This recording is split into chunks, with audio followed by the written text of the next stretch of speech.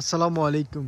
সবাই কেমন আছেন? ইতালির ছোট্ট একটা গ্রাম থেকে আমি ইমরান চলে আসছি আপনাদের সাথে আবারও আরেকটা নতুন ভিডিওতে।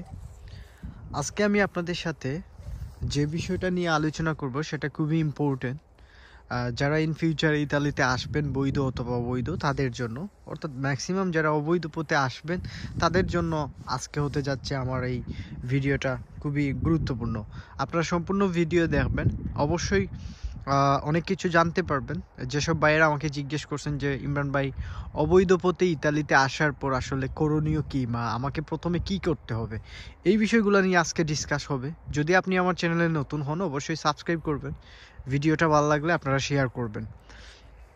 দেখেন, বাংলাদেশ থেকে ম্যাক্সিমাম ভাইয়েরা 95% ভাইয়েরা কিন্তু ইতালিতে অবৈধ পথে আসে। যেমন অনেকেই সার্বিয়াতে ঢুকে, সার্বিয়া ঢুকার পর ইতালিতে চলে আসে। অনেকেই আলবেনিয়া ঢুকেন, আলবেনিয়া ঢুকার পর বাই রুট করে আপনারা ইতালিতে চলে আসেন, ম্যাসেডোনিয়া থেকে ইতালি চলে আসেন। অর্থাৎ সবারই একটা ডেস্টিনেশন হচ্ছে ইতালি। এই ইতালিতে আসার পর দেন অনেকেই ফ্রান্স চলে যায়, অনেকেই স্পেন চলে যায়, অনেকে জার্মানি চলে যায়। তবে প্রত্যেকটা মানুষই ম্যাক্সিমাম বাইরেরা কিন্তু ইতালিতে সর্বপ্রথম আসে অবৈধ পথে। এখন লিবিয়া পথে এবং বাই রুট করে যারাই আসবেন, দুই পক্ষের মানুষের আসলে প্রথমে করণীয় কী? দেখেন, আপনি যদি ইতালিতে অবৈধ পথে প্রথম অবস্থায় আসেন, সর্বপ্রথম তো আপনি যে কোনো আপনার একজন আত্মীয় স্বজন বা আপনার কোনো ভাই ব্রাদার থাকলে তাদের সাথে কানেক্টেড হওয়ার চেষ্টা করবেন। তাদের কাছ থেকে প্রথম অবস্থায় আপনারা একটা মানে উপদেশ নেবেন যে আসলে আপনার করণীয় কী বা কী করবেন। তারপরও আমি আপনাদেরকে বলি, যেহেতু আপনারা প্রথমে আসবেন, আসার আগে ইতালিতে ঢোকার আগে আপনারা আগে থাকার জন্য একটা ব্যবস্থা করে আসবেন। এই জিনিসটা কিন্তু খুবই ইম্পর্টেন্ট। অনেকেই আসলে অনেকের থাকার জায়গা থাকে না, অনেকেই খাওয়ার জায়গা থাকে না, বা অনেকেই এই বিষয়গুলো নিয়ে অনেকে টেনশনে থাকেন। তো আপনি ধরেন সার্বিয়াতে আসছেন, আপনি গেম দিবেন। সো আপনি গেম দেওয়ার আগে ইতালিতে আপনি যে কারো মাধ্যমে যোগাযোগ করে আপনার অন্ততপক্ষে একটা প্রথম অবস্থায় সেফলি থাকার একটা জায়গা আপনি ব্যবস্থা করে নিতে হবে। এটা হচ্ছে প্রথম উপায়।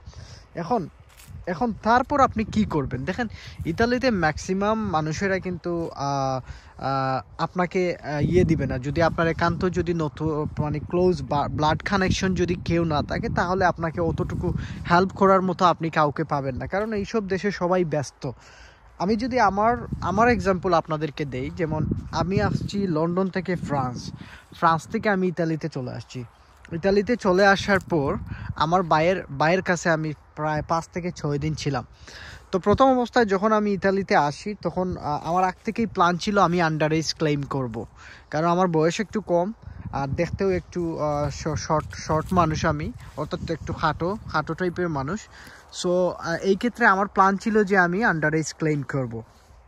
সো এখন আন্ডার এজ ক্লেম করব, তারপর কিন্তু আমি আমার ভাইয়ের সাথে মানে ভাইয়ের সাথে কথাবার্তা বলে আরও 4-5 জন বন্ধু বান্ধব তাদের কাছ থেকে কিছু ট্রিপস নিয়ে আমি তারপর আন্ডার এজ ক্লেম করে ফেলি। যেহেতু আমি ইতালিতে নতুন, তো প্রথম অবস্থায় আমার তেমন একটা বেসিক নলেজ বা অতটা আমার আইডিয়া ছিল না, কারণ একটা দেশে যারা লং টাইম থাকে তাদের কাছ থেকে আপনি অনেক কিছু জানতে পারবেন, বুঝতে পারবেন।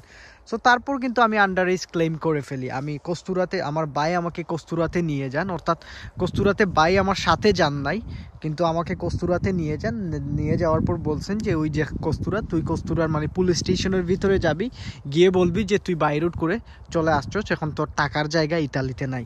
সো এটা এক্সাম্পল দেওয়ার কারণ হচ্ছে আপনারা বুঝতে পারবেন যে আসলে প্রথম অবস্থায় কী করতে হবে।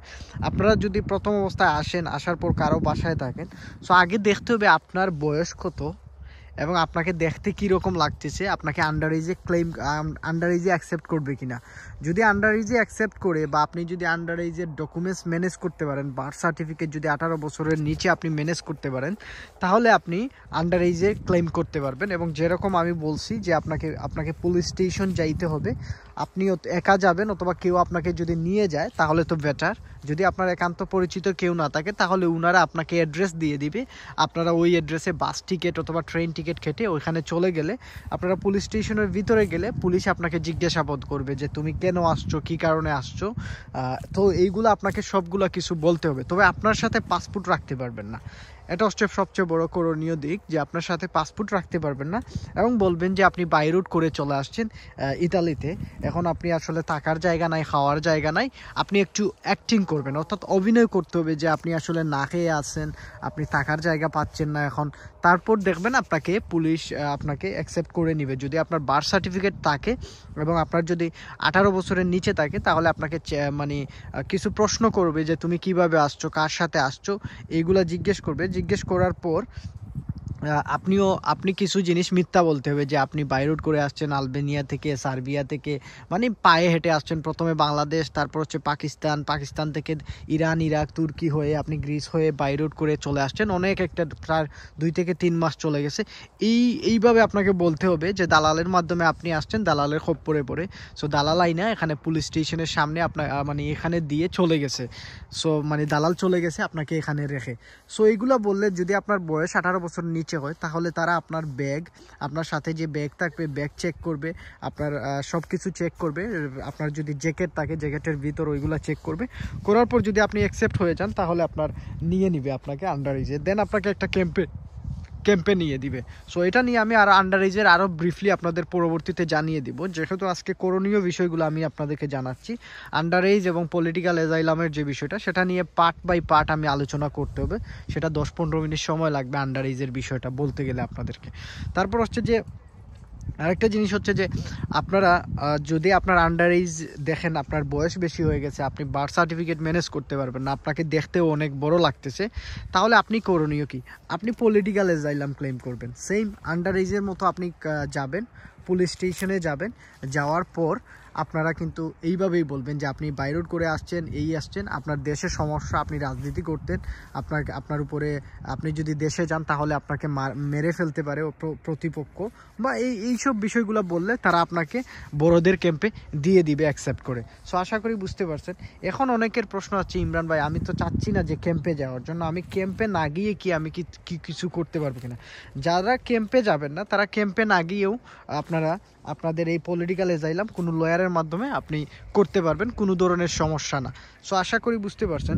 তো এই যে 3-4টা জিনিস বললাম, যে প্রথমে আসলে আপনার একজন মানুষ খুঁজে বের করতে হবে যার কাছে আপনি 2-1 দিন অন্ততপক্ষে থাকতে পারবেন, অথবা থাকতে পারবেন। তারপর আন্ডার এজ এবং পলিটিক্যাল যে অ্যাজাইলাম, রাজনৈতিক যে আশ্রয়, সেই 2টা জিনিস নিয়ে আপনাকে প্রথমে বুঝতে হবে যে কোন জিনিস আপনার জন্য ভালো হবে, কোনটা করলে আপনি প্রপার ডকুমেন্টস সাবমিট করতে পারবেন, তারপর আপনি আগাবেন। সো এইভাবে মানে স্টেপ বাই স্টেপ আগাবেন। এখন আসেন যে ইমরান ভাই আমি ক্যাম্পে ঢুকবো না, কারণ আমার ফ্যামিলির সমস্যা, আমি কাজ করতে হবে, তাহলে কি করতে হবে? এইভাবে আপনি পলিটিক্যাল অ্যাজাইলাম একটা লয়ার ধরে ক্লেম করে নেবেন। তারপর আপনি প্রায় 6 মাসের পর কাজের পারমিশন, কেউ 2 মাস, কেউ 3 মাস, কেউ 4 মাস পরেও অনেকেই কাজের পারমিশন পায়। সো সেইভাবে পাইলে আপনি এই যে দেখতেছেন কৃষি কাজগুলো, এই কাজগুলো অনেকেই করতে পারবে যাদের আসলে কোনো ধরনের ডকুমেন্টস নাই বা অবৈধ পথে আসার পর আপনারা কাজ করতে পারবেন। সো আশা করি এই জিনিসগুলো মাথায় রাখবেন যারা আমাকে প্রশ্ন করছেন। এটা হচ্ছে খুবই ইম্পর্টেন্ট ভাই। ইতালিতে আসলে আসার পর আপনাকে প্রথমে সিলেক্ট করতে হবে যে আপনি আসলে কি করবেন না করবেন, কোন ধরনের কেস ক্লেম করবেন। এই দুইটাই বর্তমানে বেশিরভাগই মানুষ করে। একটা হচ্ছে আন্ডার এজ, যেটাতে আসলে অল্প সময়ে ডকুমেন্টস মেক করা যায় যদি আপনি আপনার পাসপোর্ট, বার্থ সার্টিফিকেট, এনআইডি এগুলো ঠিক করতে পারেন। আর তারপর হচ্ছে যে পলিটিক্যাল অ্যাজাইলাম, এটা 4 থেকে 5 বছর লাগে।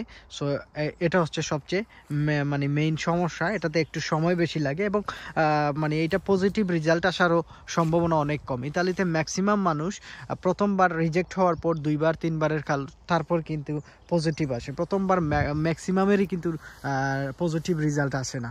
তো আশা করি বুঝতে পারছেন। এই ছিল আসলে বেসিক কিছু আপনাদেরকে তথ্য দিলাম অ্যাবাউট ইতালি নিয়ে, যে প্রথম অবস্থায় আসার পর আপনারা কি করবেন। পরবর্তীতে আমি আন্ডার এজ নিয়ে আপনাদেরকে আরেকটা ভিডিও দিব। যারা আন্ডার এজ নিয়ে ভিডিও দেখতে চান, যে পুরো ব্রিফলি শুধুমাত্র আন্ডার এজের ভিডিও, আমাকে কমেন্ট করবেন, অথবা আমার ফেসবুক পেজেও আপনারা নক করতে পারেন এবং এখানেও কমেন্ট বক্সে কমেন্ট করতে পারেন যে আপনারা আন্ডার এজের ভিডিওগুলো দেখতে চান কিনা। আর এই যে আমাদের আন্ডার এজ ক্যাম্প আপনারা দেখতেছেন সামনে, আমি কিন্তু ইতালিতে আন্ডার এজেই আছি। সো সবাই ভালো থাকবেন। এই ছিল আজকে আসলে প্রথমে 2-3টা বেসিক জিনিস আপনাকে জানতে হবে, করতে হবে। আর সবাই ভালো থাকবেন, সুস্থ থাকবেন। আল্লাহ হাফেজ, বিদায় নিয়ে নিচ্ছি। আসসালামু আলাইকুম।